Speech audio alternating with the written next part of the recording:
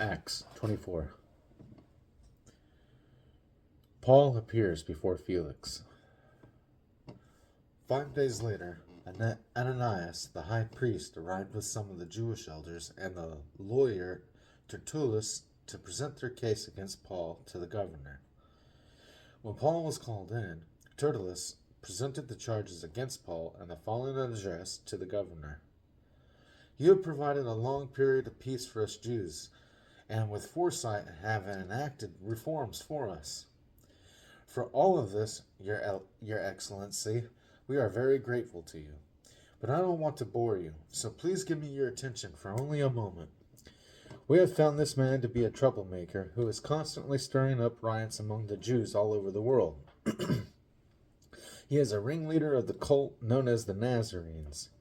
Furthermore, he was trying to desecrate the temple when we arrested him. You can find out the truth of our accusations by examining him yourself. Then the other Jews chimed in, declaring that everything Tertullus said was true. The governor then motioned for Paul to speak.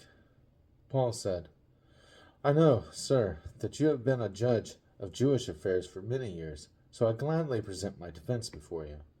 You can quickly discover that I arrived in Jerusalem no more than 12 days ago to worship at the temple.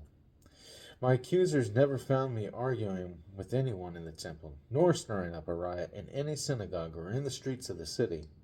These men cannot prove the things they accuse me of doing.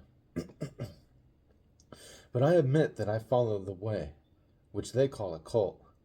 I worship the God of our ancestors, and I firmly believe the Jewish law and everything written in the prophets. I have the same hope in God that these men have, that he will raise both the righteous and the unrighteous.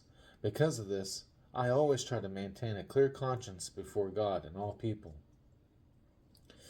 After several years away, I returned to Jerusalem with money to aid my people and to offer sacrifices to God. My accusers saw me in the temple as I was completing a purification ceremony. There was no crowd around me and no rioting. But some Jews from the province of Asia were there, and they ought to be here to bring charges if they have anything against me.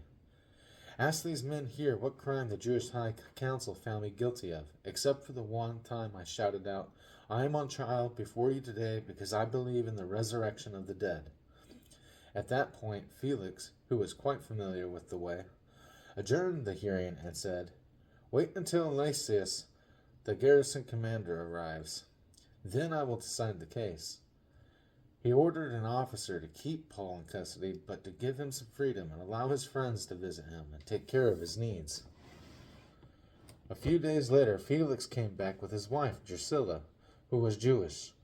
Sitting for Paul, they listened as he told them about faith in Christ Jesus. As he reasoned with them about righteousness and self-control and the coming day of judgment, Felix became frightened. Go away from now, he replied. When it is more convenient, I'll call for you again. He also hoped that Paul would bribe him, so he sent for him quite often and talked with him. After 2 years went by in this way. Felix was succeeded by Porcius Festus, and because Felix wanted to gain favor with the Jewish people, he left Paul in prison.